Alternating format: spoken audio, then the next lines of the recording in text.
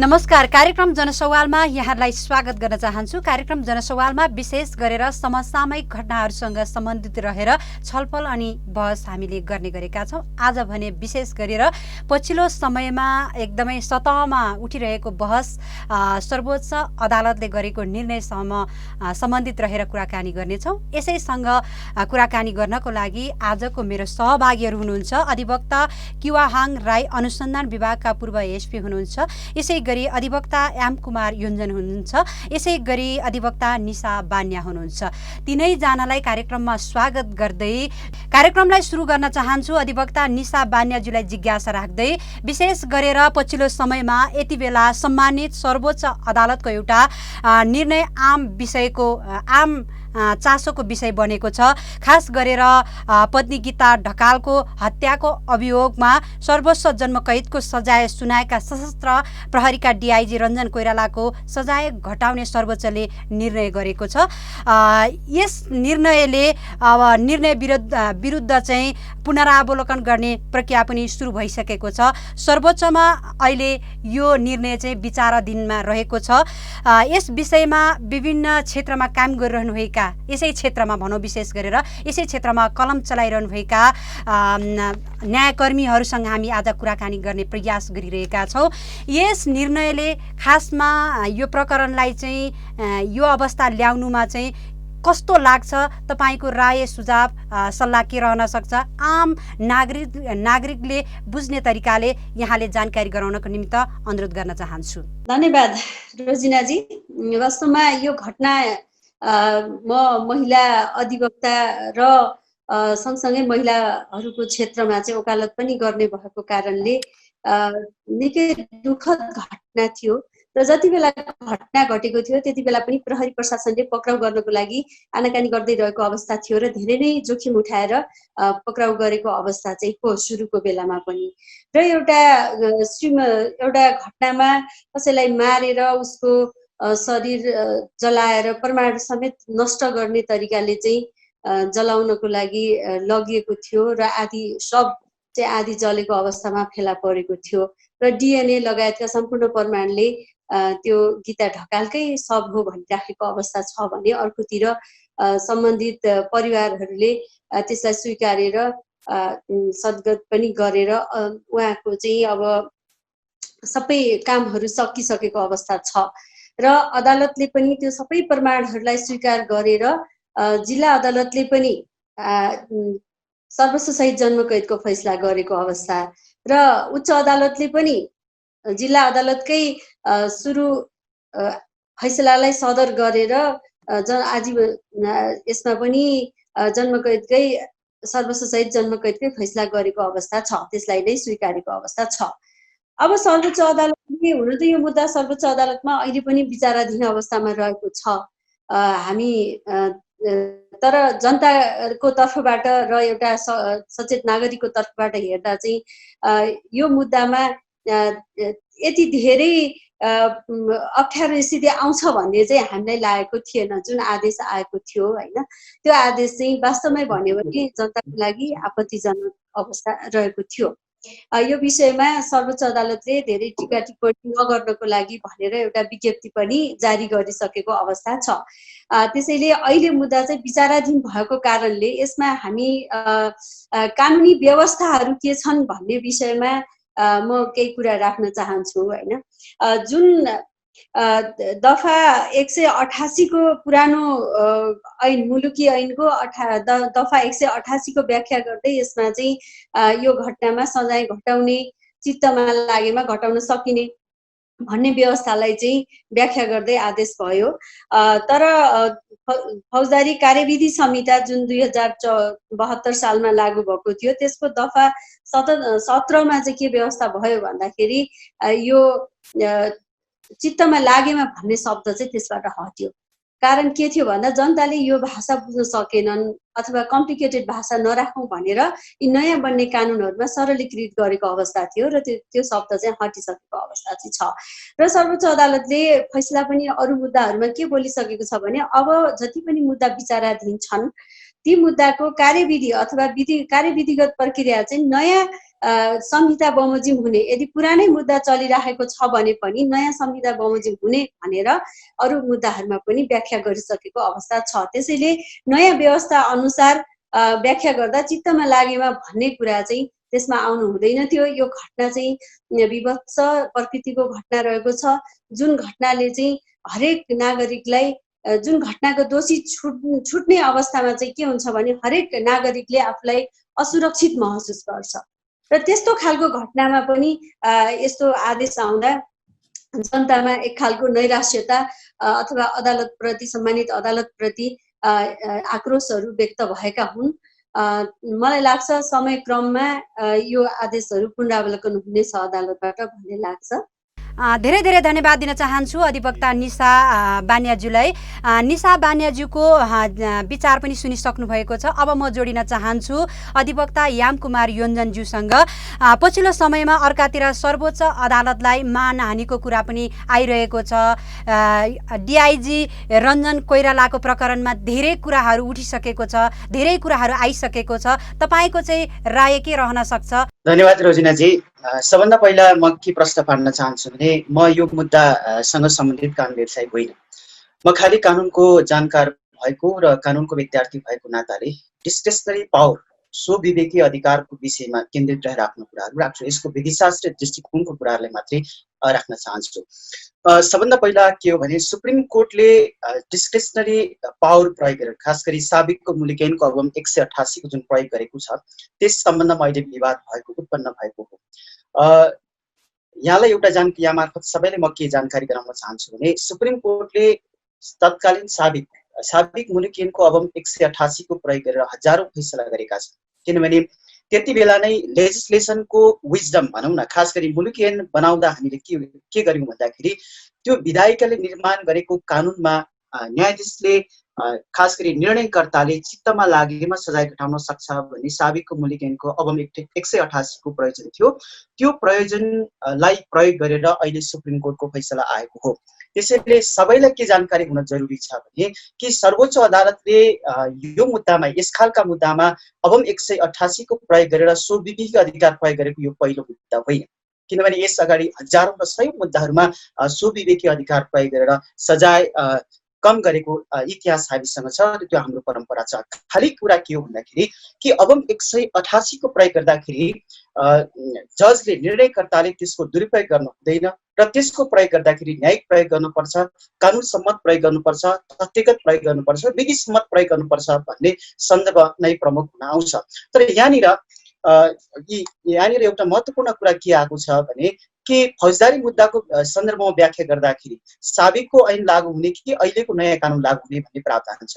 कि क्रिमिनल लको एउटा प्रिन्सिपल के छ भने रेट्रोस्पेक्टिभ इफेक्ट भन्छ, पछि कानुन बनाएर सजाय गर्न मिल्दैन भन्ने क्रिमिनल लको प्रिन्सिपल हो। त्यो प्रिन्सिपलको आधारमा मलाई के लाग्छ भने अहिले सुप्रिम कोर्टले जुन फैसला गरेको छ त्यो अवम 188 को प्रयोग गरेको छ, त्यो प्रयोग यो पहिलाको घटना भएको कारणले अवम 188 को प्रयोग गर्न सक्छ र त्यो त्यही अवम 188 नै प्रयोग हुने हो। यहाँनिर कुरा के आएको छ भने अहिले नयाँ बनेको फौजदारी कसुर सजाय निर्धारण तथा कानुन ऐन भन्ने 2074 छ, त्यसको दफा 17 क, त्यसको दफा 17 क मा पनि न्यायाधीशले, निर्णयकर्ताले सजाय घटाउन सक्छ भन्ने नयाँ कानुन आएको छ। त्यो कानुनले के भन्छ भन्दाखेरि रञ्जन कोइरालासँग सम्बन्धित मुद्दामा के छ भन्दाखेरि यो फौजदारी कसुर सजाय निर्धारण ऐन 2074 को दफा 17 क ले के भन्छ भन्दाखेरि कि यो दफा 17 क अन्तर्गतको स्वविवेक प्रयोग गर्दाखेरि के हुनुपर्छ भन्दाखेरि कसुरदारले आफूले गरेको कसुरलाई अदालत समक्ष स्वीकार गरेको हुनुपर्छ, साबिती गरेको हुनुपर्छ भन्ने छ। तर यहाँनिर के छ भन्दाखेरि मुद्दाको रञ्जन कोइरालासँग सम्बन्धित फैसलाको तथ्यगत कुरालाई बाहिर आउँदाखेरि के देखिन्छ भन्दाखेरि यो मुद्दामा कि मुद्दालाई रञ्जन कोइरालाले अदालत समक्ष इन्कार गरेको अवस्था छ, साबिती गरेको छैन। त्यसले साबिती गरेको आधारमा मात्रै फौजदारी कसुर तथा सजाय निर्धारण ऐनको दफा 17 क लागू हुन्छ। रञ्जन कोइरालाले मुद्दा अदालतमा साबित गरेको अवस्था त होइन, इन्कार गरेको छ।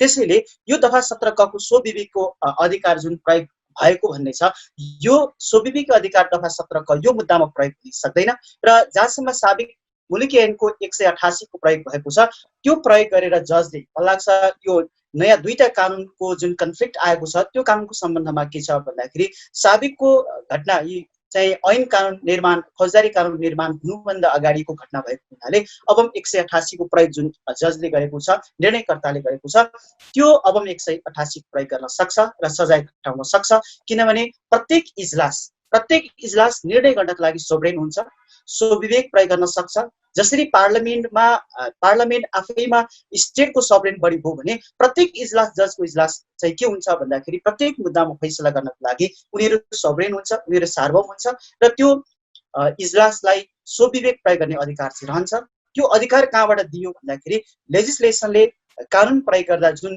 कानुन मार्फत डेलिगेट गरेको जुन अधिकार थियो त्यो अधिकार प्रयोग गरेर उनीहरूले गर्न सक्छ खालि यहाँनिर के कुरा सबैले बुझ्न जरुरी छ भने डिस्क्रिसनरी पावर स्वविवेकी अधिकार के होइन भने यो स्वविवेक अधिकार भनेको जजको सीमाविहीन अधिकार होइन बोर्डरलेस अधिकार होइन यो सीमा सहितको हुन्छ त्यो सीमा भनेको के हो भने विधायिकाले कानुन निर्माण गर्दाखेरि प्रष्टसँग तिमीले यो अधिकार यतिसम्म प्रयोग गर्न सक्छ भन्ने विधायिकाले विजडम जुन हिजो कानुन निर्माण गर्दा विजडम प्रयोग भएको छ त्यो डेलिगेट गरेको अथोरिटी जुन अधिकार क्षेत्र छ त्यो भित्र रहेर मात्रै डिस्क्रिसनरी पावर प्रयोग गर्न सक्छ र त्यही अधिकार भित्र साबिकको मुलुक ऐनको अबम 188 अन्तर्गत प्रयोग गरेर जजले जुन फैसला गरेको छ यो फैसला कानुन बमोजिमले फैसला गरेको हो र यसलाई हामीले अन्यथा हिसाबले र सुप्रिम कोर्टले गरेको फैसलाको पर्दा पछाडि धेरै अन्य गतिविधि भयो कि भनेर शंका गर्नुपर्ने अवस्था छैन किनभने यो फैसलालाई करेक्ट गर्ने यो फैसलामा त्रुटि भयो यो फैसला कानुनसम्मत भएन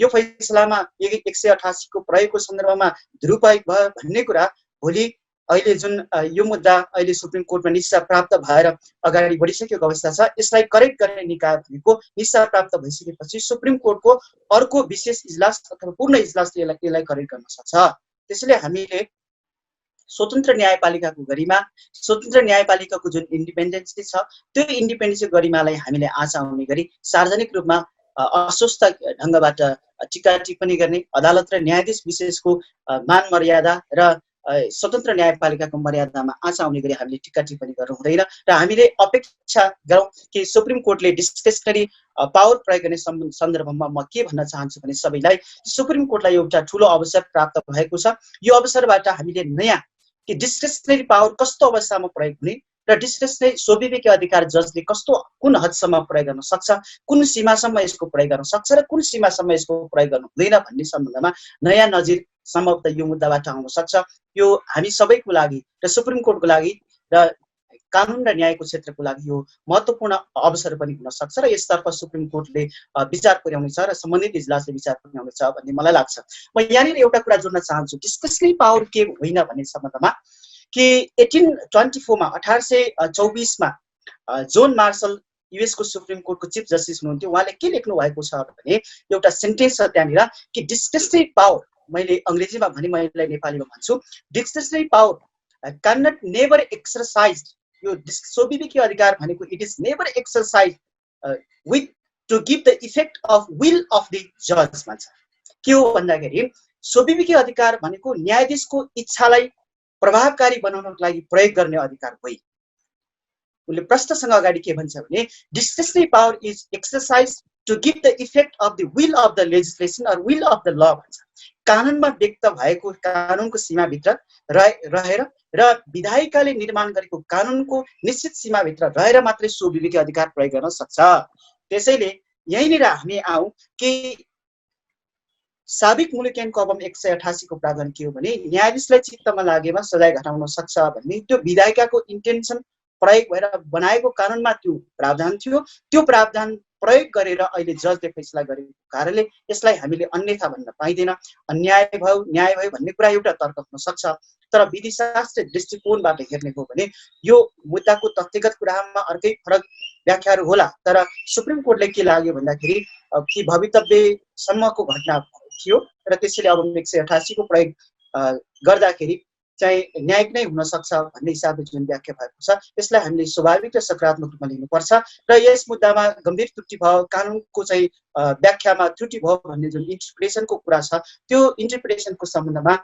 भोलि अब निस्सा प्राप्त भएर आइसकेको मुद्दा भएको हुनाले भोलि सुप्रिम कोर्टले यसलाई फैसला गर्न सक्छ र सुप्रिम कोर्टले थप व्याख्या गर्न सक्छ। यो सुप्रिम कोर्टको स्वविवेक भित्रको कुरा हो, इजलासको स्वविवेक भित्रको कुरा हो। त्यसले हामीले न्यायालय र न्यायाधीश विशेषको जुन जुन स्वविवेकको कुरा छ, जुन सबरेन्टी छ, न्यायालयको स्वतन्त्रता छ, त्यसलाई हामीले बचाइराख्न जरुरी छ। यो फैसला अन्यथा ढङ्गबाट आएको हो भन्ने चाहिँ मलाई लाग्दैन। अधिवक्ता यामकुमार योन्जनज्यूलाई पनि धन्यवाद दिन चाहन्छु। अब म जोडिन चाहन्छु अधिवक्ता क्युहाङ राईज्यूसँग। हाम्रो अधिवक्ता द्वय को विचार सुनिसक्नु भएको छ। यस विषयमा यहाँको विचार चाहिँ के रहन सक्छ? रोजिनाजी धन्यवाद मलाई तपाईको यो भिडियो कन्फरेन्समा स्थान दिनुभएकोमा। अब कुरा के भन्दाखेरि यहाँ दुईटा स्टेज भयो। एउटा सम्माननीय प्रधान न्यायाधीशज्यूले र उहाँको डिभिजन बेन्चले फैसला गरेको एउटा स्टेज हो भने अहिले महान्यायाधिवक्ता कार्यालयबाट नेपाल सरकार पुनरावलोकनमा गइसकेको अवस्था हो र पुनरावलोकनमा गइसकेको अवस्थामा यो केस विचाराधीन रहन गयो। अब र हामी कुन स्टेजमा कुरा गरौँ भन्दाखेरि सम्माननीय प्रधान न्यायाधीश चोलेन्द्र शमशेर जबरा र अर्को माननीय न्यायाधीशज्यूको फैसला भएको स्टेजमा हामी कुरा गरौँ। यस अवस्थामा जुन फैसला आयो सजाय घटाउने सर्वस्व सहित जन्म कैदको फैसला 8.5 वर्षमा झारिनु यो सरासर कानुनी राजको सर्वोच्च अदालतबाट न्याय प्राप्त हुन्छ भन्ने कुराको जनविश्वासलाई यसले आघात गरेको छ। सरासर यो स्वतन्त्र न्यायपालिकाले आफैले आफ्नो अनुहारमा कालो पोतेको यो कालो धब्बाको इतिहास हो भन्ने मैले बुझेको छु। किन र कसरी कुन अवस्थामा सर्वोच्च अदालतले माननीय न्यायाधीशज्यूहरूले सजाय कुन अवस्थामा घटाउने भन्ने सन्दर्भमा विचार गर्दाखेरि प्रमाणले परिस्थिति जन्य हिसाबले कुनै व्यक्ति निर्दोष हुँदा हुँदै दोषी भएको अवस्थामा तल्लो अदालतका न्यायालयका फैसला त्रुटिपूर्ण भएको अवस्थामा माथिल्लो अदालतले यो डिस्क्रिसनरी पावर प्रयोग गर्ने हो, सर्वोच्च अदालतको बेन्चले प्रयोग गर्ने हो। तर डिआइजी रञ्जन कोइरालाको केस उनी निर्दोष होइनन्, उनी हत्यारा हुन्।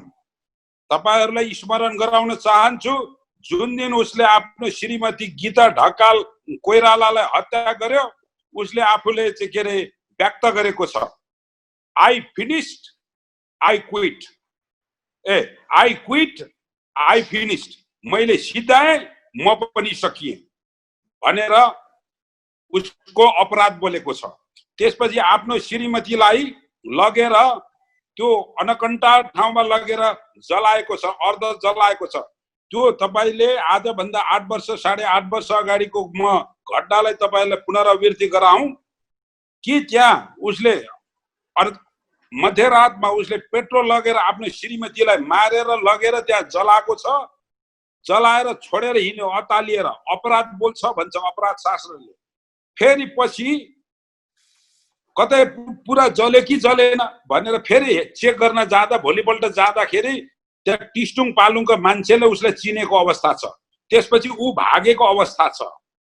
जब सम्माननीय प्रधान न्यायाधीश चोलेन्द्र शमशेर जबराज्यूले जुन मिडियामा र फैसलामा जुन उल्लेख गर्नु भएको छ यो घटनावश आवेश प्रेरित घटनामा गएर घटना घटेको रहेछ, श्रीमती पनि दोषी रहेछन् भनेर उहाँले त्यहाँ उल्लेख गर्नु भएको छ।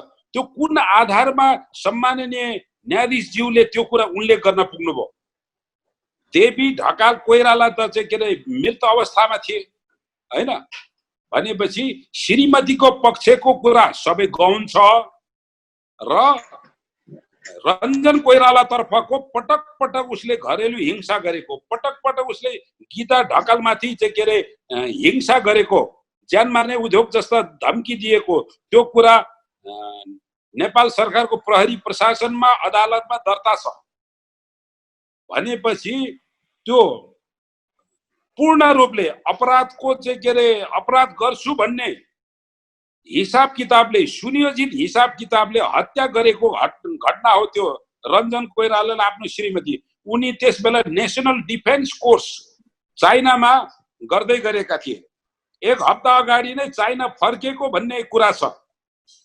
एक हप्ता अगाडि चाइना फर्केको भनेको छ, एक हप्ता पछाडि उसले हत्या गराएको छ भनेपछि क्राइम सिन घटनास्थल, घटनाको प्रकृति र पछिल्लो त्यसपछिको जुन स्टेजहरू छ, घटना लुकाउने क्रमका प्रयासहरू र घटनाक्रममा बोलेको रञ्जन कोइरालाको अभिव्यक्तिबाट यो सरासर सुनियोजित हत्या थियो र जिल्ला अदालत र उच्च अदालतले गरेको फैसला सही थियो।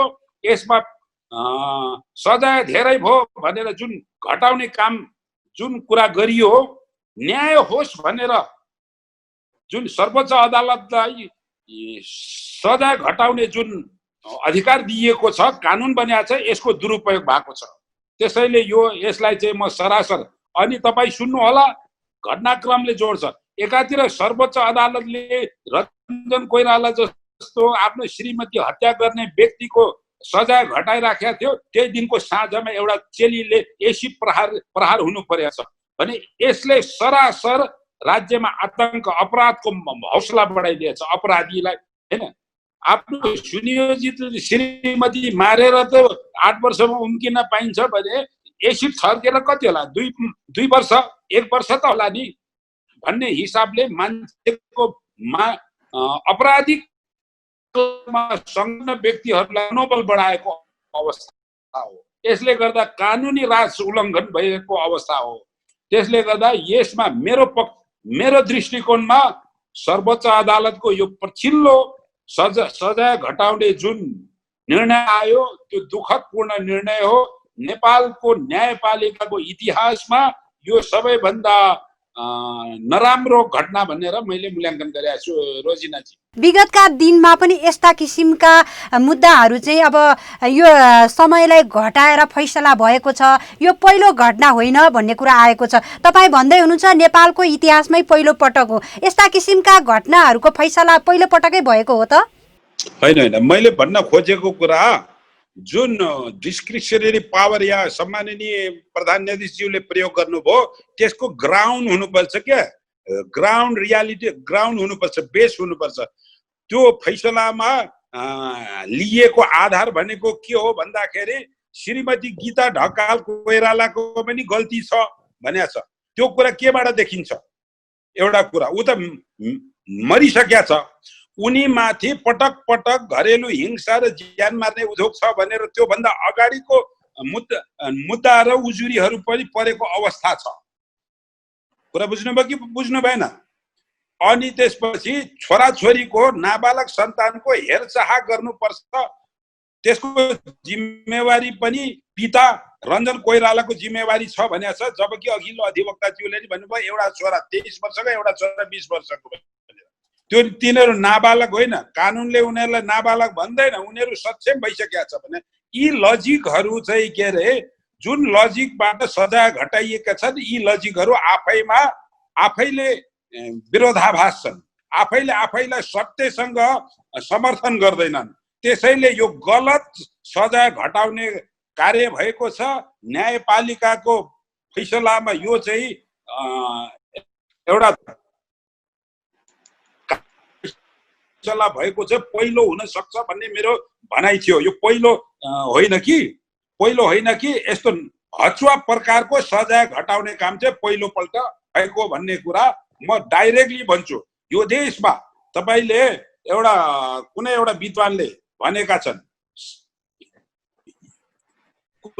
देश चाहिँ अन्याय अत्याचार भएको कारण असल व्यक्ति खराब व्यक्तिको होइन, खराब व्यक्तिको कामले होइन कि असल व्यक्तिहरू नबोलेर भाग परे होइन। Not violence of bad people but silence of good people को कारणले चाहिँ देशमा अन्याय भइराखेको अन्याय भइराखेको भन्ने कुरा छ। त्यसले गर्दाखेरि अब धेरै हाम्रा अधिवक्ताहरू बोल्दैनन्, कतै मानहानि पो लागिहाल्छ कि कतै के अरे सर्वोच्च अदालतको मानहानि पो लागिहाल्छ कि मलाई चाहिँ नराम्रो पो देख्ला चाहिँ न्यायाधीशहरूले भनेर बोल्नु होला अलग कुरा। तर म त प्रश्नसँग बोल्छु, मलाई कुनै त्रास पनि छैन, डर पनि छैन, चिन्ता पनि छैन। तर यो जुन फैसला भयो त्यो गलत फैसला भयो भन्ने कुरा हिम्मतका साथ बोल्नुपर्छ। यसले सम्पूर्ण चाहिँ के भन्छ अपराध कर्मीहरूलाई चाहिँ के अरे एउटा चाहिँ के अरे उत्साह दिया छ, आत्मबल दिया छ, जसले गर्दा तुरुन्त त्यही दिन एसिड प्रहार भएको छ। त्यसले गर्दा यो कुरा चाहिँ गलत भयो भन्ने कुरा मेरो भनाइ हो। म काठमाडौँ बाहिर भएको हुनाले अहिलेसम्म पुनः म याम कुमार अधिवक्ताज्यूसँगै जोडिन चाहन्छु। तपाईँको विचार यहाँ राखिसकेपछि मलाई चाहिँ के लाग्यो भने सर्वोच्च नै सबै कुरा हो, सबै कुरा ठिक छ जस्तो लाग्यो यहाँको विचारमा। अनि यसलाई यसरी बुझाउनु हुँदैन चाहिँ, किनभने सुप्रिम कोर्ट के हो भने इट इज फाइनल रिसोर्ट हो, जस्टिसको लागि यो अन्तिम निकाय हो र कानुन र न्यायको र संविधानको विषयमा कुनै कन्फ्लिक्ट आयो, लमा अनक्लियर छ भने त्यति बेला सुप्रिम कोर्ट नै कानुनको व्याख्या गर्ने अन्तिम निकाय हो। त्यसैले यो अन्तिम निकाय भएको हुनाले सुप्रिम कोर्टलाई यो अधिकार छ र सुप्रिम कोर्टले गर्न सक्छ। फैसलाको विषयमा टिक्का टिप्पणी हुन सक्छ, यसको पक्षमा बहस हुन सक्छ, विपक्षमा बहस हुन सक्छ, सार्वजनिक रूपमा टिक्का टिप्पणी हुन सक्छ। यसलाई हामीले स्वाभाविक रूपमा लिनु पर्छ। तर हामीले के बुझ्नु हुँदैन भने सुप्रिम कोर्टबाट ठुलै अन्याय हो भन्ने हिसाबले, त्यस्तो हिसाबले पहिरो नै गयो भन्ने हिसाबले हामीले बुझ्नु हुँदैन। किनभने सुप्रिम कोर्टले गरेको, अदालतले गरेको गल्तीलाई सच्याउने काम अदालतले गर्न सक्छ। किनभने त्यसैले त हामीले विभिन्न हायरार्की बनाएका छौँ। कोर्टको हायरार्की छ, अदालतको हायरार्की छ, इजलासको हायरार्की छ। त्यो हायरार्की अन्तर्गत रहेर यसको व्याख्या हुन्छ, यसको आफ्नो विवेचना हुन्छ, यसको न्यायिक प्रयोग हुन्छ, विवेकसम्मत ढङ्गबाट प्रयोग हुन्छ। त्यसैले हामीलाई यसलाई अन्यथा लिनु हुँदैन। र अदालत के हो भन्दाखेरि कानुनको खास गरी कानुनको व्याख्यामा ल अनक्लियर छ, अस्पष्ट छ भने त्यति बेला यसलाई स्पष्ट पार्ने काम पनि त्यो अदालतले गर्छ। र अन्तिम निकाय अदालतको व्याख्यान निकाय भनेको सुप्रिम कोर्ट हो। यो मुद्दा पनि अहिले अन्तिम व्याख्याको चरणमा सायद सम्भवतः यो मुद्दा प्रवेश गरिसकेको अवस्था छ र यसले अबदेखि भोलिको दिनमा न्यायिक स्वविवेकको जुन कुरा छ, जजले स्वविवेक प्रयोग गर्ने विषय जुन छ, त्यस विषयमा थप प्रष्ट ढङ्गबाट नयाँ नजिर आउन सक्छ र यसले हाम्रो कानुनमा भएको कुनै त्रुटि छ भने यसलाई सच्याउने अवसर पनि हामीलाई प्राप्त हुन सक्छ। र हामीसँग भएका अहिले फौजदारी कसुर सजाय तथा कानुन ऐन 2074 दफा 17 को जुन कुरा छ, त्यो दफा 17 मा पनि डिफेक्ट छ भन्छु म।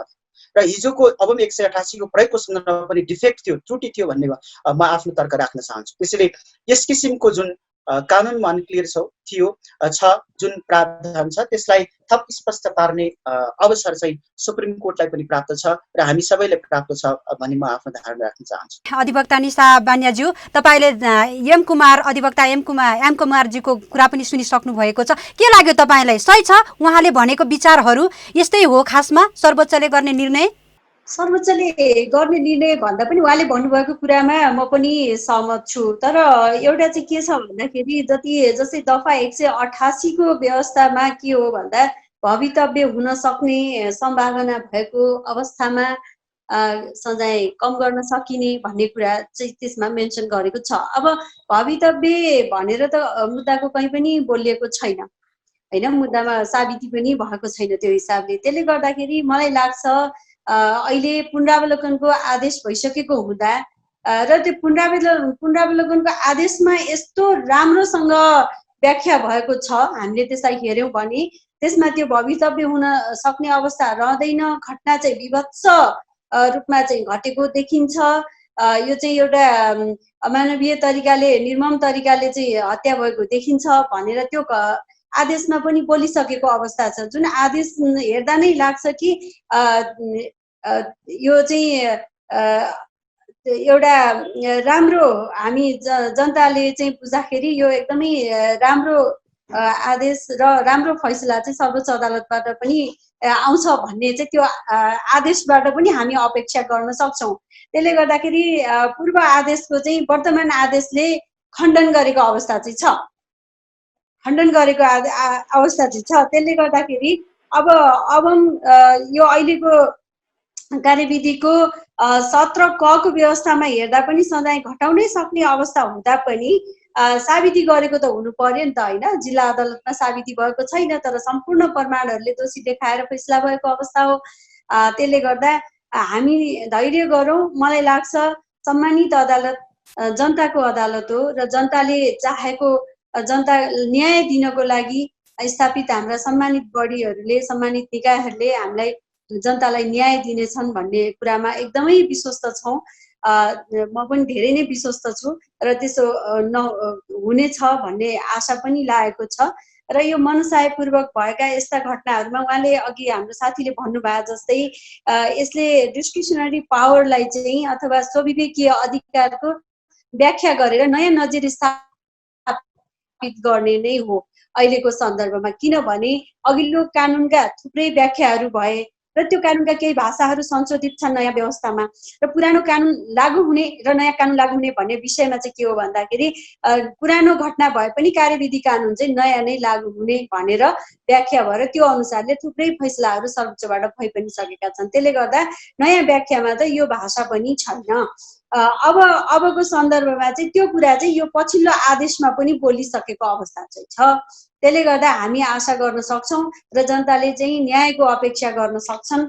पर्याप्त ठाउँ छ हामीलाई, र म एकदमै धेरै धन्यवाद चाहिँ हाम्रो महाधिवक्ता कार्यालयले वास्तवमा भन्यो भने यो पुनरावलोकनको निवेदन दर्ता पनि हुन गाह्रो अवस्था थियो, र यो दर्ता हुनु पनि एउटा नयाँ अभ्यासको रूपमा मैले लिएको छु, र दर्ता भयो, आदेश भयो, र यसलाई चाहिँ निस्ता प्रदान गरियो, र निस्ता प्रदान भइसकेपछि अब चाहिँ यो सकारात्मक दिशामा अगाडि बढिरहेको मैले एकदमै महसुस गरेको छु। त्यसैले यसमा चाहिँ हामीले अब फैसला कुर्दा चाहिँ राम्रो हुन्छ भन्ने लाग्छ। म यसमा थोरै थप्न चाहन्छु। उहाँले जुन कुरा राख्नुभयो त्यो कुरा सुप्रिम कोर्टको इजलासलाई सम्मानित न्यायाधीश मान्यज्यूहरूको सोलेन्द्र शमशेर जबारा र उहाँ न्यायाधीशज्यूहरूको इजलासलाई के लाग्यो भने प्रोभोकेसनल इन्टेन्सनलमा क्लेम साबिक मुलुकेनको 13(3) को प्रयोग भएर जुन इन्टेन्सनल होमिसाइडको जुन क्लेम थियो, त्यो दाबी थियो, त्यो दाबीमा उहाँहरूलाई त्यो इजलासलाई के लाग्यो भने यो चाहिँ धकेलेको कारणले भित्तामा ठोकिएको, र त्यो धकेलेको कारणले भित्तामा ठोकिएको हुनाले यो चाहिँ आवेशमा आएर धकेल्दाखेरि मृत्यु हुन गएको हुनाले यो प्रोभोकेसनल होमिसाइड हो भन्ने इजलासले लाग्यो। इजलासले लाग्न सक्छ। कहिलेकाहीँ इजलासलाई प्रोभोकेसनल होमिसाइडमा हामी कहाँ साबिक मुलुकी ऐनमा के थियो भने प्रष्ट होमिसाइडको बारेमा व्याख्या थिएन। 3टा प्रावधान थियो, इन्टेन्सनल होमिसाइड, प्रोभोकेसनल होमिसाइड र एक्सिडेन्टल भन्ने थियो। भनेको आवेश प्रेरित, मनसायपूर्वक र भवितव्य खास गरी एक्सिडेन्टल भन्ने 3 किसिमको होमिसाइडको व्याख्या थियो। त्यो व्याख्याको आधारमा के हो भने कहिलेकाहीँ हाम्रो प्र्याक्टिस के थियो, परम्परा के थियो भने एक्सिडेन्टलमा मान्छेको मृत्यु भयो भने होमिसाइड, इन्टेन्सनल भयो भने सजाय हुने, इन्टेन्सनलमा गरेर मान्छेलाई मारेको छ, मनसायपूर्वक मारेको छ भने प्रोभोकेसनलमा चाहिँ सजाय हुने। त्यो खालको हाम्रो परम्परा थियो, त्यो खालको हाम्रो अभ्यासहरू थियो, त्यो खालको परिवर्तनहरू भइराख्ने, तलमाथि भइराख्ने, फ्लेक्सिबिलिटी भइराख्ने परम्परा थियो। त्यो हाम्रो कानुनमा भएको अस्पष्टताको कारणले त्यो अवस्था सृजना भएको हो। त्यसैले त्यो इजलासलाई प्रोभोकेसनल होमिसाइड हो भन्ने लाग्न सक्छ। त्यो इजलासलाई लाग्नु स्वाभाविक हो, र प्रत्येक इजलासले आफ्नो स्वविवेक प्रयोग गर्न सक्छ, र प्रत्येक इजलास सोभरेन छ। त्यसैले त्यो ग्राउन्डमा त्यो आएको हो। र प्रोभोकेसनल होमिसाइड हो वा होइन भन्ने सम्बन्धमा भोलि यसको व्याख्या होला, इन्टेन्सनल हो कि प्रोभोकेसनल हो कि एक्सिडेन्टल हो भन्ने सम्बन्धमा भोलि सुप्रिम कोर्टले यसको व्याख्या गर्ने नै छ। र म अर्को कुरा के प्रश्न पार्न चाहन्छु भने हामी कहाँ यी डिस्क्रेसनरी पावरको प्रयोग गर्दाखेरि, डिस्क्रेसनरी पावर स्वविवेक अधिकारको प्रयोग गर्दाखेरि इन्टेन्सनल होमिसाइडमा प्रयोग गर्न पाउने कि नपाउने, अर्थात् के स्वविवेकीय अधिकार भनेको प्रोभोकेसनल खास गरी भवितव्यमा मात्रै प्रयोग गर्न पाउने हो, वा एक्सिडेन्टल, यी 3 किसिमका जुन क्रिमिनल लको जुन परिभाषा, अफेन्स क्राइमको अपराधको परिभाषा छ, त्यो परिभाषाभित्रको कस्तो खालको अपराधमा, कुन प्रकृतिको अपराधमा चाहिँ डिस्क्रेसनरी पावर प्रयोग गर्न सक्छ अथवा कस्तो खालको अपराधमा डिस्क्रेसनरी पावर प्रयोग गर्न सक्दैन भन्ने सम्बन्धमा हाम्रो कानुन स्पष्ट हुनु पर्यो नि। हामीसँग कानुन प्रष्ट छैन, त्यो कारणले यो समस्या आएको। मैले यहाँनिर जोड्न चाहे कि त्यो 3 प्रकारको जुन कानुन क्राइमको परिभाषा छ त्यसमा जोडेर हेर्दाखेरि फौजदारी कसुर तथा सजाय निर्धारण ऐन कार्यान्वयन 2000 अहिले 74 को दफा 17 क को जुन कुरा आएको छ त्यसमा के भन्छ भन्दाखेरि क्राइममा भवितव्य नै हुनुपर्छ भन्ने छैन, प्रष्ट छैन। इन्टेन्सनल होमिसाइडमा पनि यो प्रयोग गर्न सक्छ, स्वविवेक अधिकार प्रयोग गर्न सक्छ, प्रोभोकेसनल पनि यो प्रयोग गर्न सक्छ, र एक्सिडेन्टलमा पनि यो प्रयोग गर्न सक्छ भन्ने यो अहिलेको कानुन प्रावधानको मकसद हो।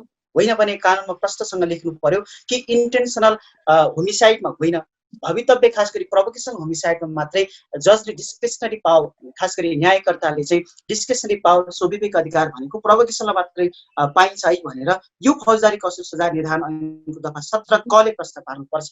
त्यसैले हाम्रो कानुनको अस्पष्टता र हामीसँग भएको परम्पराको पनि त्यस्तो किसिमको खास गरी प्रष्ट व्यवस्था नभएको र धेरै किसिमका विभिन्न व्याख्याहरू भएको कारणले अहिलेको परिस्थिति निर्माण भएको हो। र हामीले अपेक्षा गरौँ अब यो मुद्दाको अन्तिम फैसला हुने क्रममा यसको न्यायिक व्याख्या हुनेछ।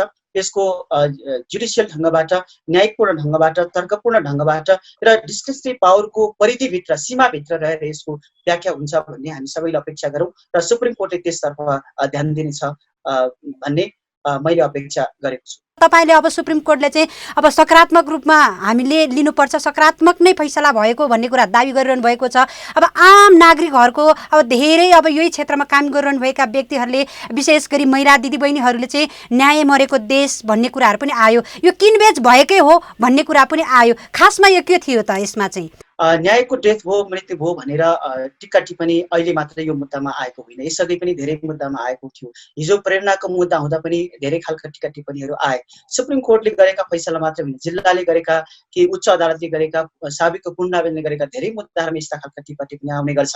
र जुडिसियरी के होइन भने जुडिसियरी पब्लिक ट्रस्टमा रहनुपर्छ। र यो मुद्दामा अहिले रञ्जन कोइरालाको मुद्दामा के देखिन्छ भन्दाखेरि कानुन जानेको, कानुन नजानेको, कानुन पढेको, कानुन नपढेको, कानुनको विद्यार्थी अथवा कतिपय कानुनको विद्यार्थी हुँदाहुँदै पनि यसलाई अपव्याख्या गर्न खोजेको, यस्ता खालका टिक्का टिप्पणीहरू सार्वजनिक रूपमा देखिन्छ। यो स्वाभाविक हो, यस्ता खालका टिप्पा टिप्पणी आउँछ। तर त्यसको एउटै मात्र उपाय के हो भने यस्ता खालका टिप्पा टिप्पणी आउँदै गर्दाखेरि हामीले के सम्झिनु, के बिर्सिन हामीले हुँदैन भने हामीले के सम्झनु पर्छ भने विधिशास्त्री दृष्टिकोण के हो, हाम्रो परम्परा के हो, राष्ट्रिय अन्तर्राष्ट्रिय अभ्यास के हो र जुडिसियरीले गरेका गलत कामको त्यसलाई निरूपण गर्ने, त्यसलाई गलत कामलाई चाहिँ रिभाइज गर्ने, त्यसलाई करेक्ट गर्ने विधि के हो, त्यो विधि र प्रक्रियाबाट नै यसको समाधान खोज्नुपर्छ। र हाम्रो अभ्यास, अन्तर्राष्ट्रिय अभ्यास, राष्ट्रिय अभ्यासहरूलाई हामीले केन्द्रमा राखेर हेर्नुपर्छ र विधिशास्त्री दृष्टिकोणलाई हामीले केन्द्रमा राखेर हेर्यौँ भने यसको निरूपण हुन्छ। त्यसैले सार्वजनिक रूपमा टिका टिप्पणी हुन सक्छ, आउन सक्छ, स्वाभाविक हो। जुडिसियरीको बारेमा यति मात्र हो, हिजो गोविन्द केसीको मुद्दा पनि म आफै कानुन व्यवसायी थिएँ, त्यस बेला पनि धेरै टिका टिप्पणीहरू आउने गर्छ। त्यसले एउटा पब्लिकबाट के सकारात्मक आवाजहरू आउनु स्वाभाविक हो। जुडिसियरीको हितको लागि, न्यायपालिकाको वृद्धि विकासको लागि, न्यायपालिकाको स्वच्छताको लागि, न्यायपालिकाको निष्पक्षताको लागि यस किसिमको टिका टिप्पणी आउनु जरुरी छ, आउनुपर्छ र स्वाभाविक हो। यसलाई हामीले अन्यथा लिनु हुँदैन। तर के हामीले हिक्का राख्नु पर्दछ भन्दाखेरि हामीले टिक्का टिप्पणी गर्दाखेरि हामीले हाम्रो जुडिसियरीको जुन गरिमा छ, जुन स्वतन्त्रता छ, त्यो स्वतन्त्रता र गरिमालाई चाहिँ ध्यानमा राखेर टिक्का टिप्पणी र स्वस्थ आलोचनाहरू गर्नुपर्छ र निश्चित नियम र परिधिभित्र रहेर कानुन र न्यायको मूल्य मान्यता र सीमाभित्र र हाम्रो परम्परा र अभ्यासको सीमाभित्र रहेर यसलाई टिक्का टिप्पणी गर्दाखेरि राम्रो हुन्छ भन्ने मलाई लाग्छ। यो रञ्जन कोइरालाको जुन फैसला छ नि, सजाय घटाउने कुरामा चाहिँ बाल अधिकारको कुरा आयो, अनि बाल बालिकालाई शिक्षाको कुरा पनि आयो, उसको सन्तानको हेरचाहको कुरा पनि आयो। यस्ता कुराले गर्दाखेरि योलाई चाहिँ घटाएको यो धेरै कुरा सम्भावना छ। अब बाल बालिकाको अधिकारसँग पनि जोडिएको कुराहरू छ भन्ने कुराहरू आयो। यो सम्भावनाको चित्तमा रहेको कुरा छ नि जुन, अब तपाईँको विचारमा चाहिँ के लाग्छ, यो सकारात्मक रूपले लिनुपर्छ अथवा यो नकारात्मक रूपले लिनुपर्छ? मलाई के लाग्यो यसमा भन्दाखेरि हरेक हाम्रो मान्य न्यायाधीशज्यूहरू, हरेक व्यक्ति, हरेक आफ्नो सिटिङ चेयरमा बसिरहँदाखेरि उहाँहरूको आफू स्वतन्त्र हुनुहुन्छ। स्वतन्त्र हिसाबले उहाँलाई लाग्न सक्छ, चित्तमा लाग्न सक्छ होइन। उहाँ त्यो विषयमा कन्भिन्स हुन सक्नुहुन्छ र आफूलाई लागेको कुराको राय फैसला दिन सक्नुहुन्छ। तर त्यसको चाहिँ मर्का पर्ने पक्षले विधिसम्मत तरिकाले अदालतमा फेरि पुनरावलोकनको निवेदन दर्ता गरिसक्यो। तर कुरा के छ भन्दाखेरि जब अब यो डिस्क्रिसनरी पावर युज गर्दाखेरि बालबालिका छन् भन्ने कुराहरू हरेक थुनामा बसेका व्यक्तिका बालबालिका छन् नि त होइन, धेरैका बालबालिका छन्। अब कतिपय बालबालिका गर्भवती महिलाहरू पनि छन्, बच्चा थुनामै बस्दाखेरि जन्म भएका पनि अवस्थाहरू छ। अहिले पनि कारागारमा थुप्रै बालबालिका सहितका आमाहरू पनि छन् होइन। त्यसले गर्दाखेरि त्यो मात्रै ठुलो कारण होइन र यसमा त 20 वर्ष र 23 वर्षका छोराहरू हो होइन। त्यसले गर्दाखेरि यद्यपि मैले त्यो फैसलालाई पनि म as a officer of the court मैले सम्मान गर्नुपर्छ। मैले त्यसलाई विधिसम्मत तरिकाले त्यसलाई चाहिँ अदालतमै च्यालेन्ज भइरहेको हुँदा चाहिँ हामीले त्यसको खण्डन गर्नु मिल्ने अवस्था चाहिँ होइन। तर पनि जनसरोकारको विषय भएको हुँदा चाहिँ यो जुन आधारहरू लिएको छ त्यो आधारहरू चाहिँ सबैको मतलब एउटा न्यायिक हिसाबले सोच्दाखेरि त्यो जस्टिसेबल छ, त्यो न्यायपूर्ण छ भन्ने कुराको चाहिँ महसुस गरेको हुनु पर्यो। त्यसैले मैले पहिलो आदेशको भन्दा पनि पछिल्लो आदेशको मैले के कुरा गर्न चाहन्छु भने यी अरू ग्राउन्ड भन्दा पनि त्यसमा कानुनले भनेको ग्राउन्ड भनेको चाहिँ तपाईँको भवितव्य हो कि भन्ने लागेमा भन्ने छ। अब त्यसमा एउटा छ, यसमा पनि पूर्व आदेशमा पनि माननीय श्रीमानहरूले उल्लेख गरिसकेको अवस्था चाहिँ छ होइन। जस्तै उहाँले चाहिँ ठोकिएपछि अचानक डेथ भएपछि अचानक डेथ भयो भन्ने कुरा चाहिँ त्यसमा पनि भवितव्य हो कि भन्ने पनि लागेको अवस्था चाहिँ छ। उहाँहरूलाई त्यो चित्तमा लाग्यो। अब आफ्नो आफ्नो अधिकारको क्षेत्रको कुरा हो होइन, उहाँहरूलाई लाग्यो, अहिले लागेन। त्यसले गर्दाखेरि अब भविष्यमा हेर्ने श्रीमानहरूलाई कस्तो लाग्छ होइन। त्यसले गर्दा यो उहाँहरूको न्यायिक स्वतन्त्रताको कुरा हो र विधिको कुरा हो, विधि अनुसार हुनुपर्छ भन्ने कुरा हो। तर महत्त्वपूर्ण र ख्याल गर्नुपर्ने कुरा चाहिँ के हो भन्दाखेरि विधि बनाउँदा यो कानुनहरू ड्राफ्ट गर्दै रहँदाखेरि हामीले चाहिँ कस्ता कस्ता कुराहरूलाई ध्यानमा दिएका थियौँ अथवा यसको मन्सद के थियो भन्ने कुरा चाहिँ यसको महत्त्वपूर्ण पार्ट हो भन्ने मलाई लाग्छ। त्यसले गर्दाखेरि विधिबाटै यसको निराकरण हुने हुँदा मैले यसको धेरै खण्डन गरिरहनु पर्छ भन्ने मलाई लाग्दैन। तर आशा चाहिँ लाग्छ भविष्यमा यो, किनभने सबै जनताको अपेक्षा पनि छ।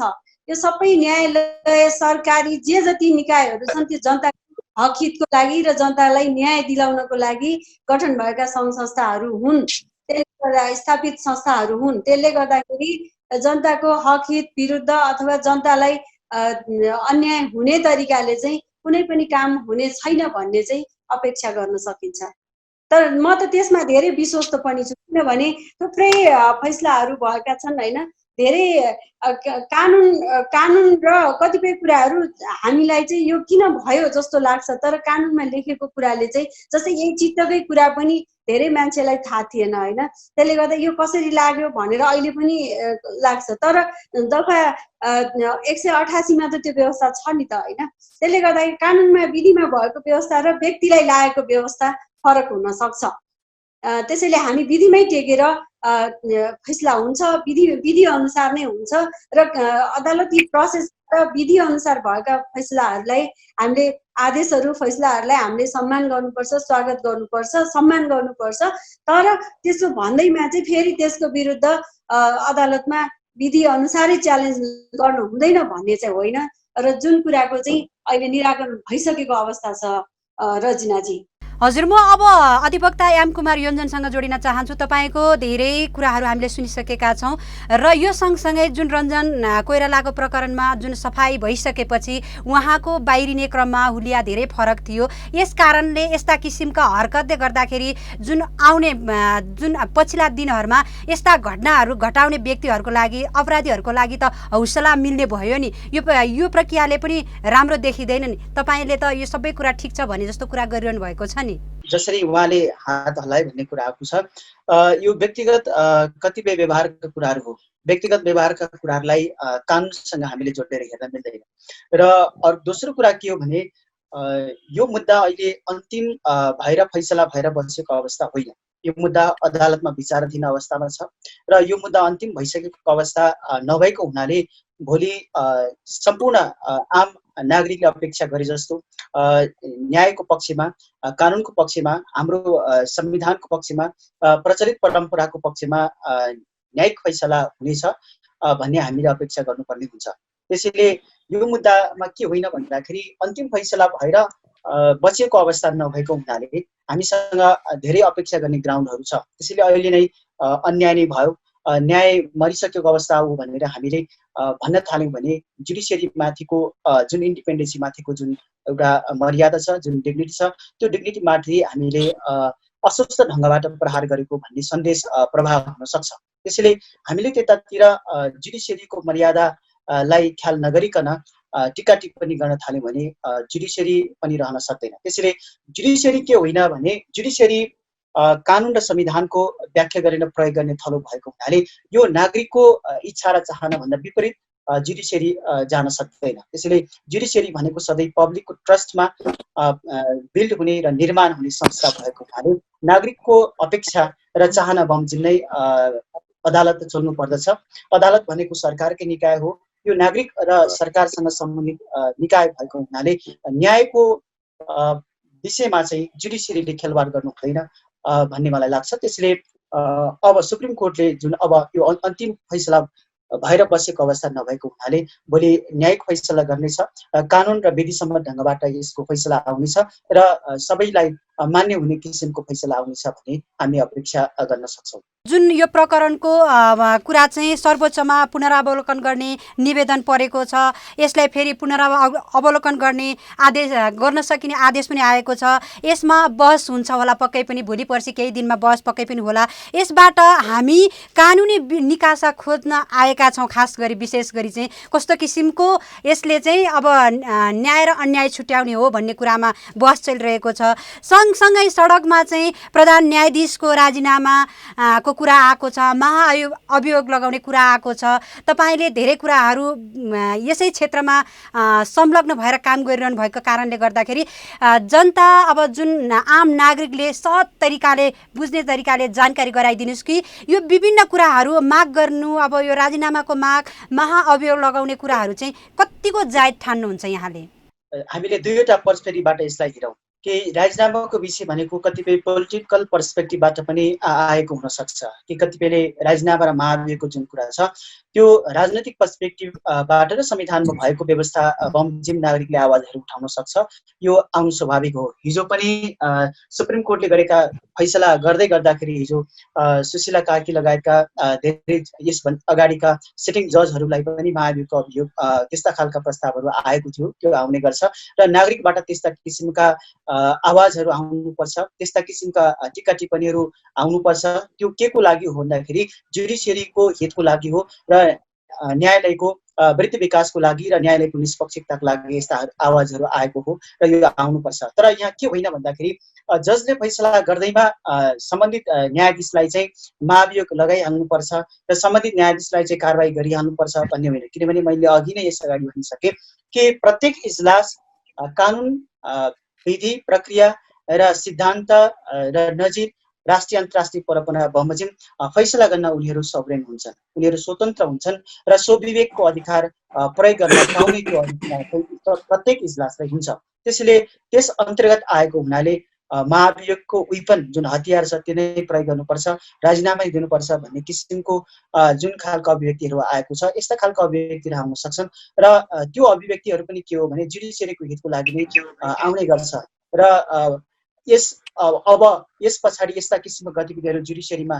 न्यायपालिकामा नहुन् भन्ने हिसाबले सबैलाई सचेत बनाउनको लागि यो आएको पनि हुन सक्छ। त्यसैले यस किसिमका तर्कहरूलाई हामीले अस्वाभाविक रूपमा लिनु हुँदैन। यो स्वाभाविक रूपमा आउने विषयहरू र तर्कहरू हुन्, त्यसले हामीलाई यसलाई स्वतन्त्र रूपमा लिनुपर्छ। म यहाँलाई के पनि जोड्न चाहन्छु भने कि जुडिसियरीले फैसला गर्दाखेरि रुल र प्रिन्सिपल जुन छ कि रुल अनक्लियर छ, कानुन अनक्लियर छ अथवा कानुन स्पष्ट छैन भने त्यति बेला कानुनलाई प्रष्ट पार्ने काम पनि जुडिसियरीले गर्ने हो र कानुनमा भएको प्रावधानले कहिलेकाहीँ के हुन सक्छ भन्दाखेरि अन्याय हुन सक्छ, न्याय नपर्न सक्छ। त्यसैले त्यति बेला जजले कानुनका प्रचलित मूल्य मान्यता सिद्धान्तहरू प्रयोग गरेर फैसला गर्नुपर्ने हुनसक्छ। त्यसैले कतिपय अवस्थामा जजले स्वविवेक अधिकार डिस्क्रिप्टिभ पावर प्रयोग गरेर फैसला गर्नुपर्ने हुन सक्छ। त्यसैले सबभन्दा महत्त्वपूर्ण कुरा के हो भन्दाखेरि न्यायकर्ताले निर्णयकर्ताले फैसला गर्दाखेरि ध्यान दिनुपर्ने कुरा भनेको चाहिँ जस्टिस मर्नु भएन, न्याय मर्नु भएन र न्यायलाई नै केन्द्रमा राखेर आत्मसात गरेर फैसला गर्नुपर्ने हुनसक्छ र त्यो फैसला गर्ने वरिपरिका आधारहरू, बेसहरू चाहिँ धेरै हुन सक्छन्। त्यो बेसहरू भनेको स्वविवेक अधिकार हुन सक्छ, त्यो बेस भनेको प्रचलित एक्जिस्टिङ ल, हामीसँग भएका कानुन हुन्, हामीसँग भएका संविधान हुन् र त्यो संविधान र कानुन अस्पष्ट छ भने त्यति बेला कानुन र न्यायका प्रचलित मूल्य मान्यता सिद्धान्तहरू हो। यी सम्पूर्ण इन्टिग्रेटेड जुन इलिमेन्टहरू छ त्यो इलिमेन्टहरू प्रयोग गरेर न्यायकर्ताले र न्यायाधीशले अदालतले फैसला गर्ने भएको हुनाले हामीले अदालत र न्यायपालिकाप्रति त्यस्तो हिसाब जनस्तरमा अविश्वास पैदा हुने ढङ्गबाट हामी कानुन विद्यार्थीले कानुनको जानकारको नाताले त्यस किसिमका टिक्का टिप्पणी अस्वस्थ किसिमका टिक्का टिप्पणी गर्न थाल्यौँ भने जुडिसियरी रहँदैन र हाम्रो जुडिसियरीको इन्डिपेन्डेन्सको जुन गरिमा छ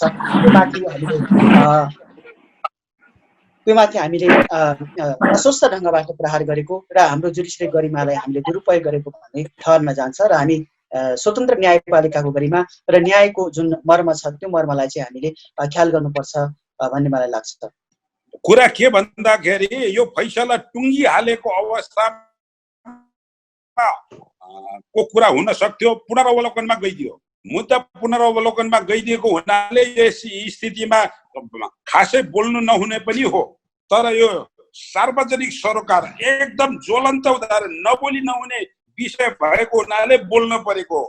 यस अर्थमा यो न्यायालयले यो हाम्रो भिडियो टेप हेरेर पनि त्यसरी नै बुझ्नुपर्छ, ताकि भोलिको दिनमा पुनरावलोकनमा गर्ने न्यायाधीशहरूले पनि ग्राउन्ड रियालिटीलाई चेक गरोस्।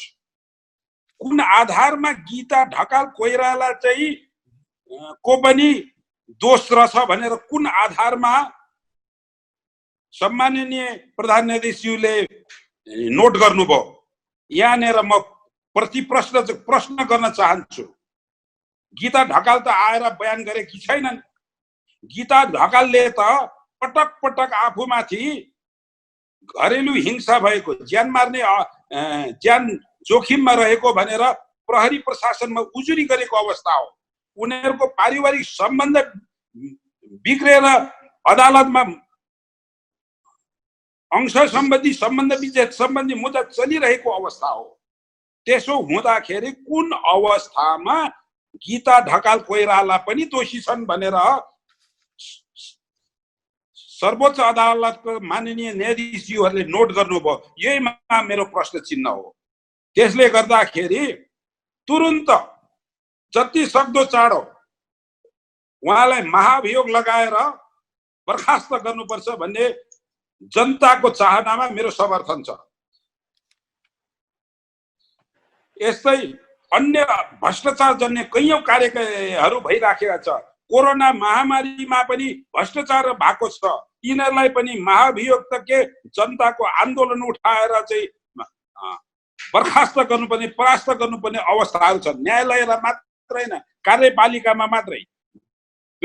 स्वयं सर्वोच्च विधायिका रबर स्ट्याम्प भएको छ। त्यहाँ कुनै विवेक प्रयोग गर्दैन विधायिकाले चाहिँ कानुन बनाउँदा।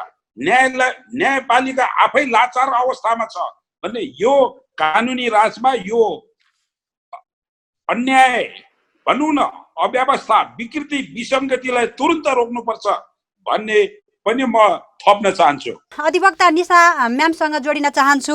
अब पछिल्लो समयमा जुन न्यायालय चाहिँ विवादित रूपमा तानिएको छ, टीका टिप्पणीहरू पनि आइरहेको छ, राजनीतिकरण भइरहेको छ भन्ने कुराहरू पनि आयो। जुन न्यायाधीश नियुक्तको कुरामा पनि गलत तरिकाले नियुक्त गरिरहेको छ भन्ने कुराहरू पनि आयो। तपाईँको विचारमा लाग्दैन न्यायालय अब गलततर्फ जाँदैछ भन्ने लाग्दैन? मैले के भन्न चाहन्छु भन्दाखेरि यही फैसलामा पनि भएको सजाय त सर्वोच्चसहित जन्म कैद नै हो होइन। यो चाहिँ सर्वोच्चबाट पनि भएको फैसला त सर्वोच्चसहित जन्म कैदकै हो। तर प्रश्न चाहिँ के हो भने सजाय घटाउने भन्ने मात्र प्रश्न हो कि यसमा चाहिँ कानुनी दृष्टिकोणले हेर्दाखेरि सजाय त सर्वोच्चसहितको जन्म कैदकै हो, तर जम्मा 8 वर्ष 6 महिनाको भयो। त्यो चाहिँ सजाय घटाएको कारणले। त्यसले गर्दाखेरि यो फैसलाको विषयमा स्वाभाविक रूपले प्रतिक्रियाहरू आएका हुन्।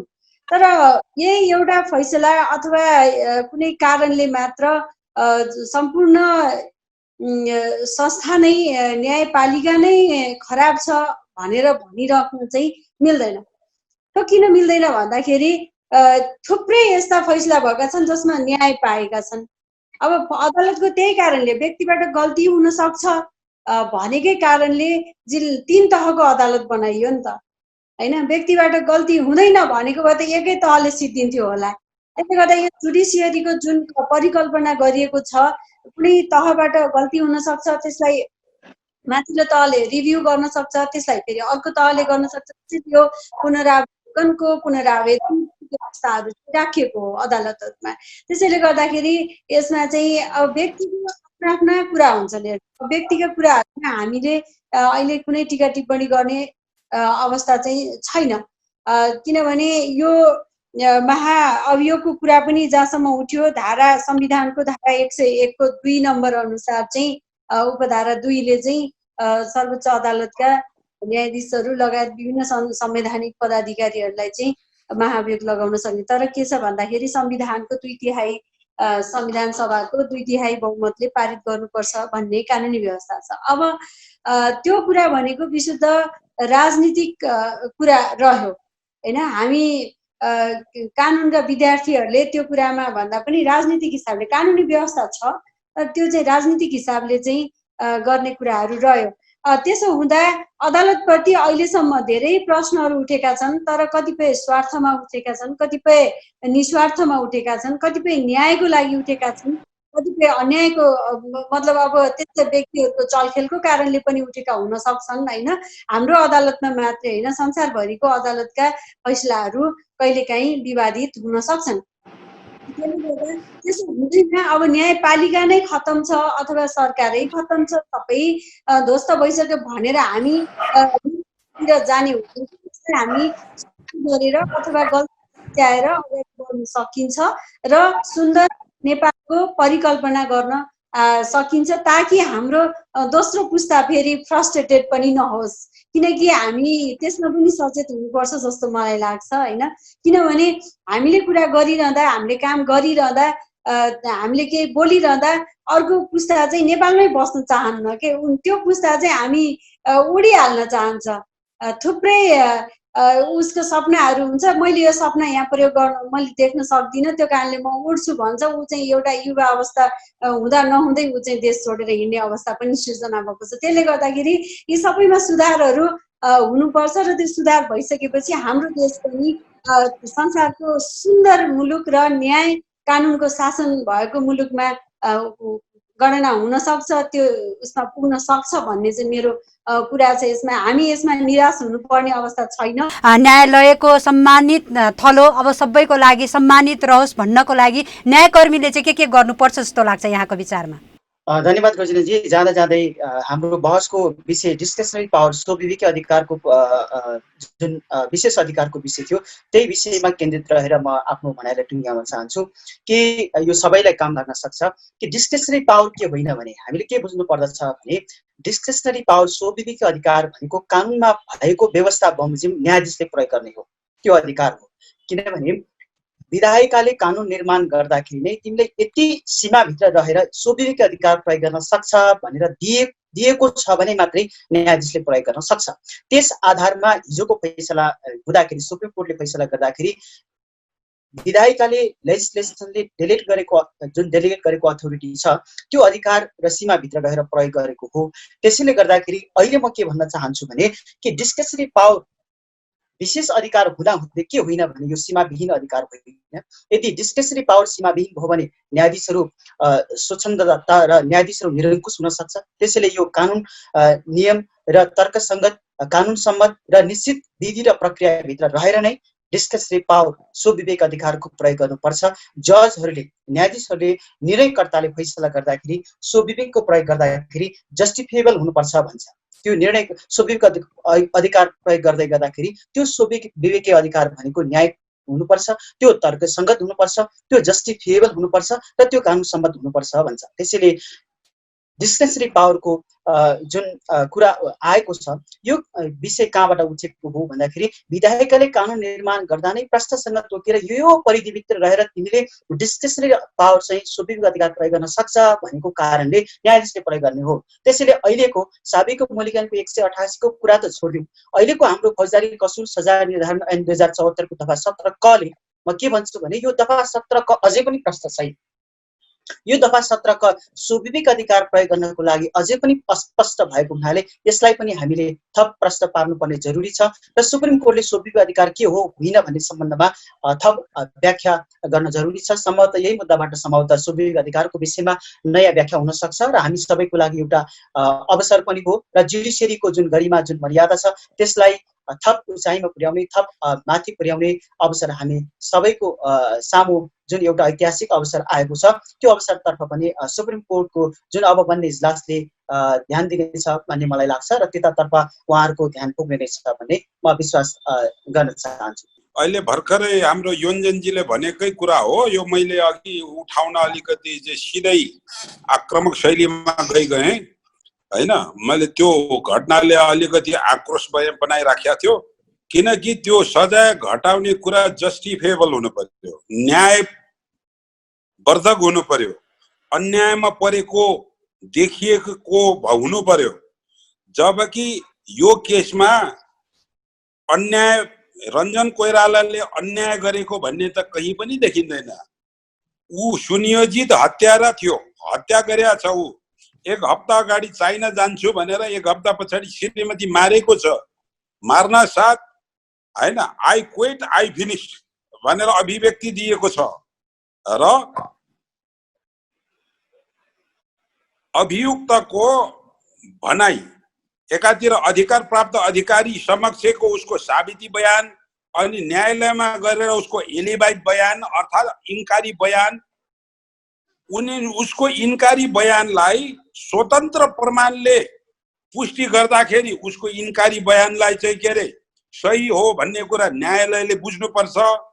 सम्पूर्ण परिस्थितिजन्य प्रमाणले, घटनास्थल मुचुल्काले, क्राइम सिनले उसलाई सरासर उसले सुनियोजित हत्या गरेको भन्ने देखाउँछ भने उसको जुन इन्कारी बयान चाहिँ गलत हो भन्ने कुरा न्यायालयले बुझ्नुपर्छ।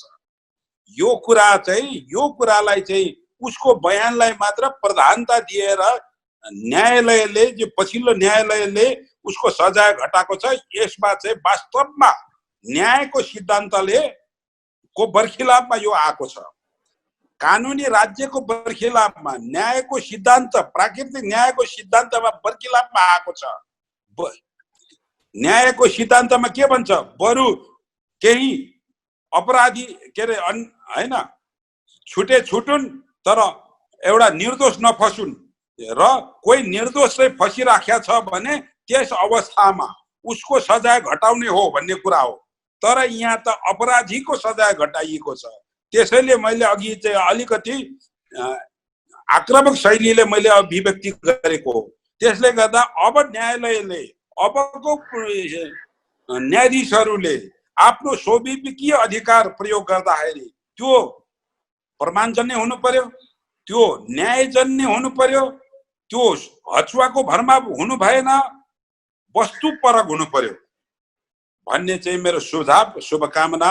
हामी कार्यक्रमको अन्तिम चरणमा पुगिसकेका छौँ। आज विशेष गरेर डिआइजी रञ्जन कोइराला प्रकरणमा सर्वोच्च अदालतले गरेको निर्णयमा आम नागरिकको चासो रहेको थियो। यसै विषयमा छलफल गर्नको लागि धरानदेखि अधिवक्ता क्युहाङ राई अनुसन्धान विभागका पूर्व एसपी हुनुहुन्थ्यो, धन्यवाद दिन चाहन्छु। यसै गरी अधिवक्ता यामकुमार योन्जनज्यू पनि हुनुहुन्थ्यो, धन्यवाद दिन चाहन्छु। यसै गरी अधिवक्ता निशा बान्याज्यू पनि हुनुहुन्थ्यो, धन्यवाद दिन चाहन्छौँ। केही हदसम्म आम नागरिकको चासो यसले मिटाउन प्रयास गर्यो होला भन्ने आशा गर्दै भोलि यही समय यही बेला भेट्ने बाचा गर्दै कार्यक्रम अवधिभर साथ दिनुहुने तपाईँ सम्पूर्णलाई धन्यवाद दिँदै नयाँ अतिथि नयाँ विषयवस्तुका साथ भोलि उपस्थिति हुने बाचा गर्दै म लगायत मेरो सम्पूर्ण युनिटलाई आज्ञा दिनुहोस्। नमस्कार।